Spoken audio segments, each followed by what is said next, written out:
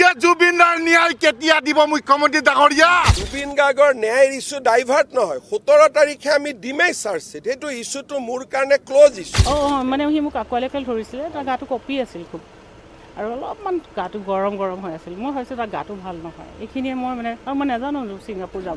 জুবিন গাৰ্গৰ মৃত্যুৰ আচল গোপন ৰহস্যবোৰ জানে জুবলি বৰুৱাই, যাৰ বাবে যিকোনো সময়ত গ্ৰেপ্তাৰ হ'ব পাৰে জুবলি বৰুৱা। আৰু এতিয়ালৈকে হেমকানু মহন্তৰ ফাঁচীৰ শাস্তি হ'ল সুপ্ৰিম কোৰ্টত। আচলতে কি গোপন ৰহস্যবোৰ জানে জুবলি বৰুৱা, যাৰ বাবে সি যিকোনো সময় গ্ৰেপ্তাৰ হ'ব পাৰে? আৰু এতিয়ালৈকে ফাঁচীৰ শাস্তি হ'ল নে নাই সিদ্ধাৰ্থ শৰ্মাৰ? চলক আমি বেছি কথা নবঢ়াই এই ভিডিঅ'টোৰ মাধ্যমত গোপন ৰহস্যবোৰ জানি ল'ম। তাৰপিছত আমি বিস্তাৰিত আলোচনা কৰিম ভিডিঅ' শেষত। আৰু আপুনি এই চেনেলটোত নতুন হৈ থাকিলে এতিয়াই চেনেলটোক ছাবস্ক্ৰাইব কৰি ৰাখক। বমেৰে নোৱাৰিলে গুলিৰে, ক'ৰবাত গুলিৰে নোৱাৰিলে মাটিৰে, ক'ৰবাত মাটিৰে নোৱাৰিলে জুবিন ক্ষেত্ৰত গৈ চাউল দালি নালাগে বুলি আন্দোলন কৰে। এখেতসকলে এই গোটেই পৰিৱেশবিলাক ৰচনা কৰি থাকে। যোৱাকালি মই এটা কথা কৈছোঁ, আপোনালোকৰ বহুতে ফ'ল' কৰিব পাৰিছেনে নাই? যেতিয়া জুবিন গাৰ্গৰ মৃত্যু হ'ল, দুৰ্গা পূজা আহিলে। দুৰ্গা পূজাৰ সন্মুখত প্ৰতিটো হিন্দু পৰিয়াল জুবিনৰ ফটো লগাই শ্ৰদ্ধাঞ্জলি দিছে। ৰাস আহিলে, ৰাসতো একে। লক্ষী পূজা আহিলে, লক্ষী পূজাতো একে। কিন্তু তেওঁলোকৰ ইস্তেমাবিলাক হৈ আছে, তাক তেওঁলোকে ধৰ্মসভা বুলি কয়। এখনো ইস্তেমা ধৰ্মসভাততো আমি জুবিন গাৰ্গৰ ফটো দেখা নাই। তাৰমানে অসমীয়া মানুহে এটা কথা বুজি পাব লাগিব যে সন্দেহযুক্ত মানুহে জুবিনক জীয়াই নাৰাখে।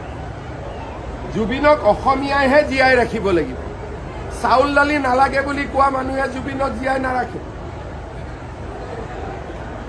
আৰু এই যিসকলে ছ'চিয়েল মিডিয়াত বম ব্লাষ্টক আদৰণি জনাইছে, তেওঁলোকক চৰকাৰে গ্ৰেপ্তাৰ কৰিব, তেওঁলোকৰ লিংকবিলাক চাব।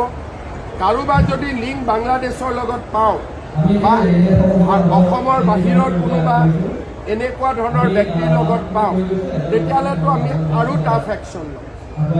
এতিয়া বহুতে ভয়তে ডিলিট কৰি আছে, কিন্তু ডিলিট কৰিলেও স্ক্ৰীনশ্বটবিলাক আমাৰ লগত আছে।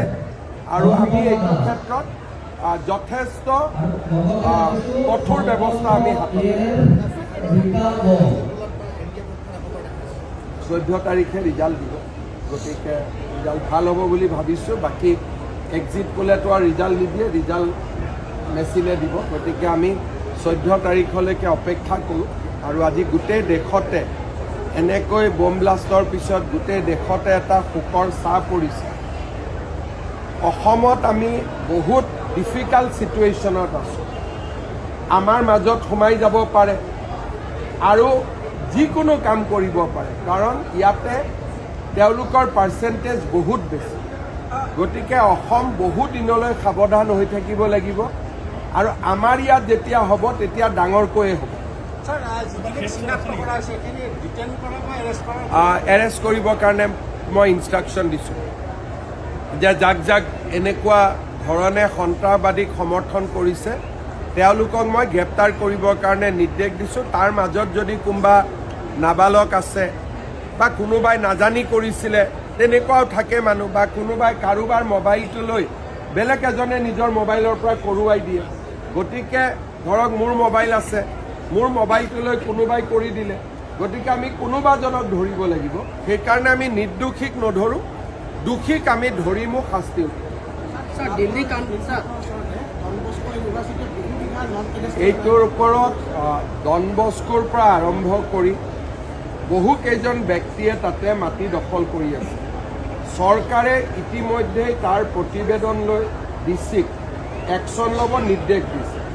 এই মানুহসকলে হাইকোৰ্টত গৈ এটা ষ্টে লৈ ৰাখিছে, যাৰ বিৰুদ্ধে চৰকাৰে যুঁজি আছে।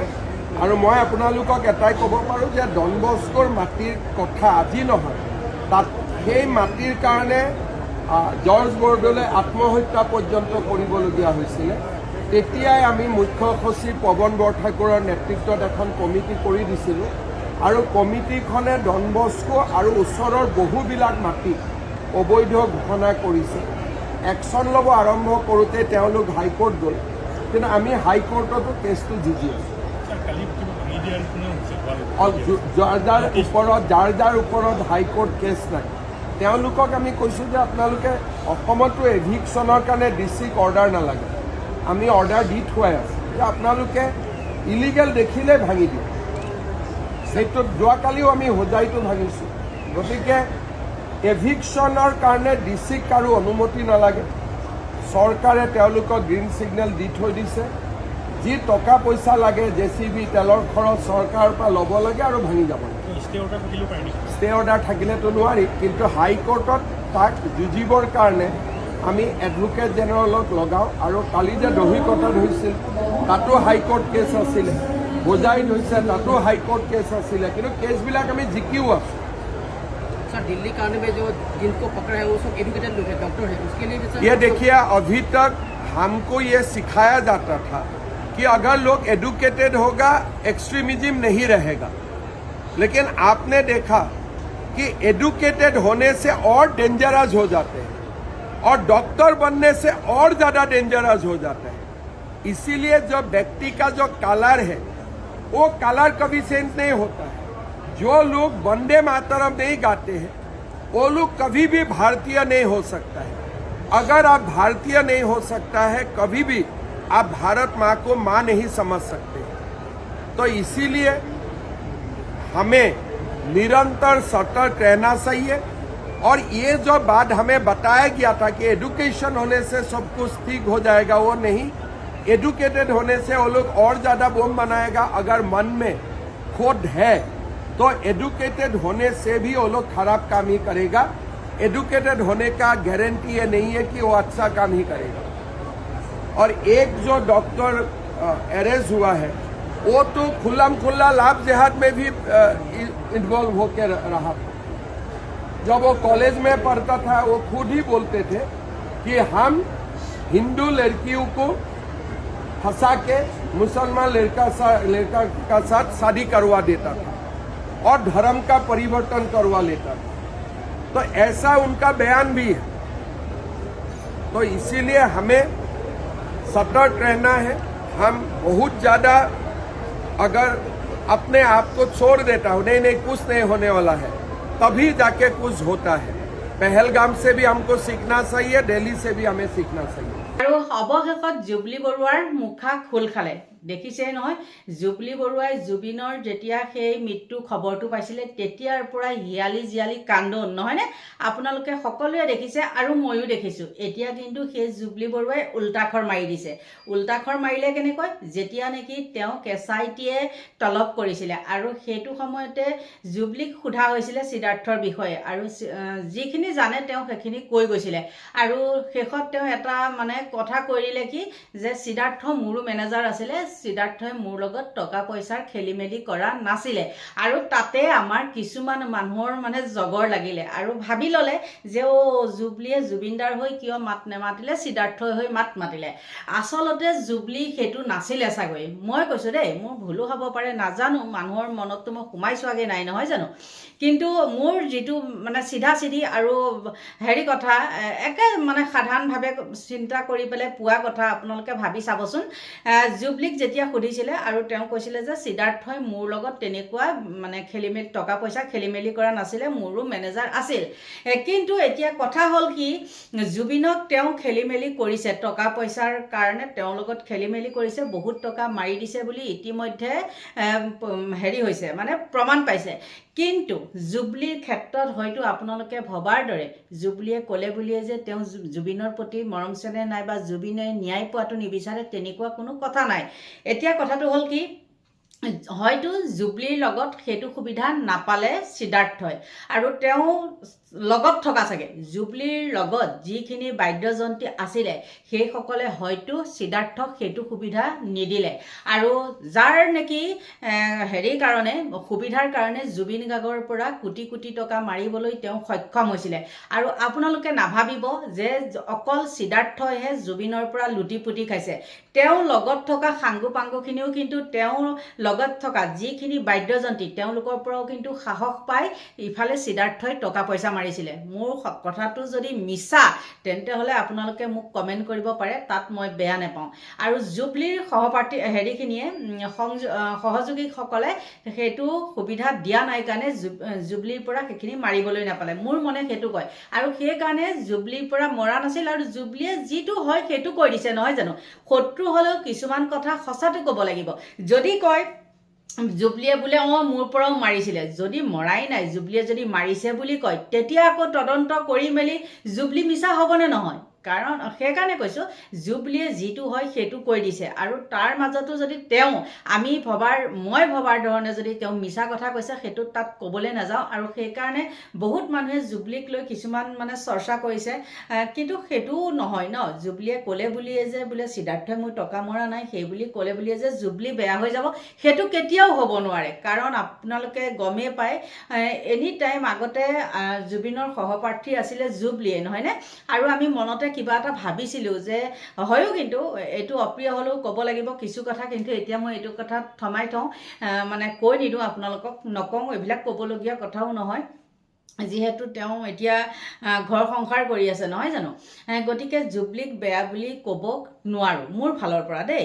আৰু তেওঁ যিটো হয় সেইটোৱে ক'লে আপোনালোকক মই কৈছোঁৱে, কাৰণ সুবিধা পালেহে মানুহে সুবিধা ল'ব, নহয়নে? আৰু সেইখিনি সুবিধা সিদ্ধাৰ্থই জুবিনৰ ক্ষেত্ৰত পাইছিলে, জুবলিৰ ক্ষেত্ৰত পোৱা নাই। আৰু সেইটো কাৰণে কি হৈছে, মানে সি জুবিনক লুটি পুটি খালে, আৰু তেওঁ জুবিনতকৈও তেওঁহে টকা পইচা বহুতখিনি মানে আছে, আৰু জুবিন কোটি টকাত ধাৰত আছে। সেই ঘৰটোৰো তেনেকুৱা কিছুমান শুনিছিলোঁ, কিমান দূৰ সঁচা মিছা সেইবিলাক আমি নাজানো, আৰু ইমানখিনি ভিতৰলৈ সোমাই চাবলৈ আমাৰ এতিয়া প্ৰয়োজনো নাই। গতিকে আমাক লাগে এতিয়া মুঠতে ন্যায়, আৰু ন্যায় বাদে আমি অইন একো চিন্তা কৰিব নোৱাৰোঁ। দেশৰ পৰিস্থিতি এতিয়া বহুতে বেয়া। আপোনালোকে ভাবিছে নেকি যে দালিখিনি চেনিখিনি দিছে আমাৰ পৰিস্থিতি বহুত অকণমান ভাল, কিন্তু একেবাৰে পৰিস্থিতি বেয়া। আৰু এটা কথা কি, মুখ্যমন্ত্ৰীয়ে বাৰে বাৰে কৈছে যে 8 তাৰিখে আপোনালোকে গম পাব। এতিয়া কোনটো 8 তাৰিখ নাজানো, 8 তাৰিখটো আহি থাকিব গৈ থাকিব, নহয় জানো? এতিয়া এটাই আশা কৰিছোঁ, মুখ্যমন্ত্ৰীয়ে কৈছে যে মই কথা দিলে কথা ৰাখোঁ, আৰু ময়ো কৈছোঁ যে আমি সকলোৱে বিচাৰিছোঁ যে সেই কালপিতকেইটাৰ ফাঁচি হওক, আৰু তেতিয়াহে আমি ক'ম যে মুখ্যমন্ত্ৰীক ধন্যবাদ দিম, লগতে মুখ্যমন্ত্ৰীৰ দীৰ্ঘায়ু কামনা কৰিম যে আপুনি কথা দি কথা ৰাখিলে। আপুনি এতিয়া কি কথা দিছে, কি কৰিছে, এফালে যদি লাগি থাকে ইফালে লাগি যায়গৈ, মানে আমি ভাবি আছোঁ হাঁহটো, আপুনি কৈ দিয়ে পাৰটো কথা, হয়নে নহয়? গতিকে আমি সেইখিনিয়ে ক'ব লাগিব, যিটো হয় সেইটো ক'ব লাগিব। আৰু মুখ্যমন্ত্ৰীৰ ওপৰতো তেওঁ যিহেতু মানে দি কৈ আছে যে 8 তাৰিখে দেখিব, 8 তাৰিখে দেখিব, কি দেখোঁ সেইটো ভগৱান জানে। আমি আশাবাদী নিশ্চয় জুবিন গাৰ্গে ন্যায় পাব, কিন্তু কিছুমান মুখ্যমন্ত্ৰীৰ কাৰ্যকলাপে কয় যে মানে জুবিন গাৰ্গে ন্যায় নাপায়। তো যিয়ে নহওক বন্ধুসকল, আপোনালোকে ভিডিঅ'টো শেষলৈ চোৱাৰ পিছত আচলতে বুজি পালে যে জুবলি বৰুৱাই কি গোপন ৰহস্যবোৰ ফাদিল কৰিলে, যাৰ বাবে তাক যিকোনো সময়ত গ্ৰেপ্তাৰ কৰিব পৰা হয়। তো যিয়ে নহওক বন্ধুসকল, ভিডিঅ'খন সম্পূৰ্ণ চোৱাৰ পিছত আপুনি এইটোও বুজি পালে যে জুবিন গাৰ্গৰ আচল হত্যাকাৰীবোৰৰ কি শাস্তি হ'ব পাৰে ভৱিষ্যতে। তো যিয়ে নহওক বন্ধুসকল, ভিডিঅ'খন সম্পূৰ্ণ চোৱাৰ পিছত আপোনালোকৰ অতি মূল্যৱান মন্তব্যটো কি এইটো কমেণ্ট বক্সত জনোৱা। আৰু ভিডিঅ'টো ভাল লাগিলে এটা লাইক মাৰি চেনেলটো ছাবস্ক্ৰাইব মাৰি অৱশ্যই ভিডিঅ'টোক এটা শ্বেয়াৰ মাৰি দিব। ধন্যবাদ।